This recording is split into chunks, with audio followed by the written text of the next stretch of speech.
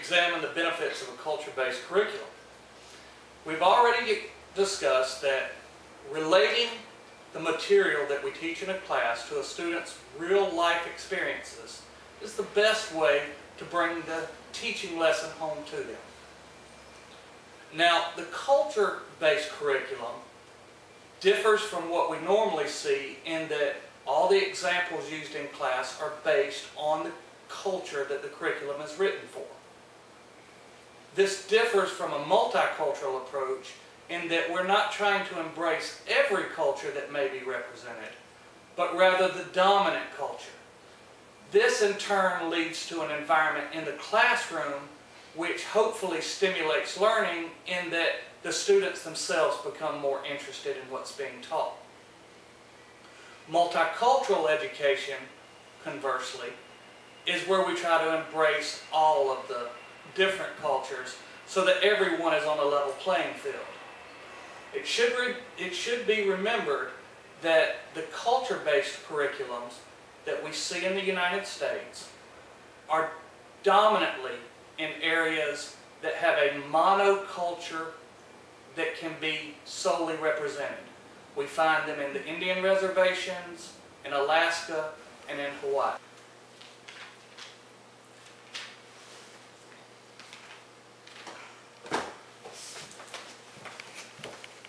Hey. Hey, what are you doing? Stupid math homework. We're looking over surface area and volume, and I don't get it. I don't get it. Hey, what are you eating? Apple chips. Want one? Oh, thanks. Sure. Did you have to do this stupid stuff when you were in school? Yeah. Tell you what, I'll be right back. Alright, so I've got some apples here. And what I want to do is show you about volume and show you about area. All three of these apples roughly have the same volume, right? Alright, let's take this apple and cut it. And now you can see that we've got different pieces. So that is a much more surface area than one of these apples. You with me so far? Okay. Okay. Alright, so now if we take another apple, and this time we're going to slice it. And as we slice it, we'll see that we're going to get a good deal more surface area.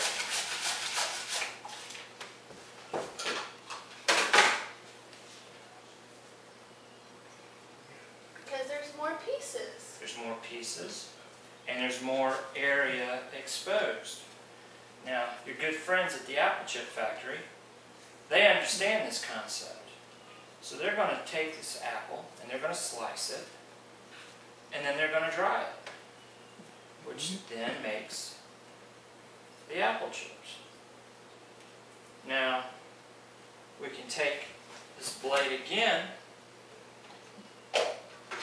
make it a little thinner, and get more cuts, and therefore have even more surface area. Alright, I got this apple out of the orchard, just like my father did, just like his father did. You know, apple production has been a dominant culture in this region for years. We take the apples, we can core them, we can slice them thin. And what happens is we have different amounts of surface area, but our volume is still the same. Well, how is that? I'm glad you asked. They're all still one apple. Remember, we started with 3 apples. All I did was take this apple and core it and cut these wedges. This one, all I did was slice it. The only thing that changed was the amount of area. So we just changed the shape. Right. Okay. But the way you need to think about it in terms of your math is that we maximized the surface area, but our volume was still the same. Okay. I think I get it. Okay? Okay. So you see, they're two different concepts. You have volume, which doesn't change, but area can change. Volume stays the same, but area can change. Right. And then I could even go and take this out to the plant and slice them paper thin. Like my chips. Exactly. You understand?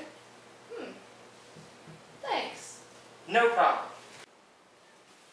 The more real-life applications that we can present to students to help them make connections, the better. The student will remember something that becomes personal. This practice of connecting to the student's culture and applying it to our teaching methods is just one component of best teaching practices. Some of the best teaching practices that we can observe from the organic apple demonstration include inquiry-based and hands-on teaching strategies. This is also evident in the book when it talks about the drying salmon unit in Alaskan Indians.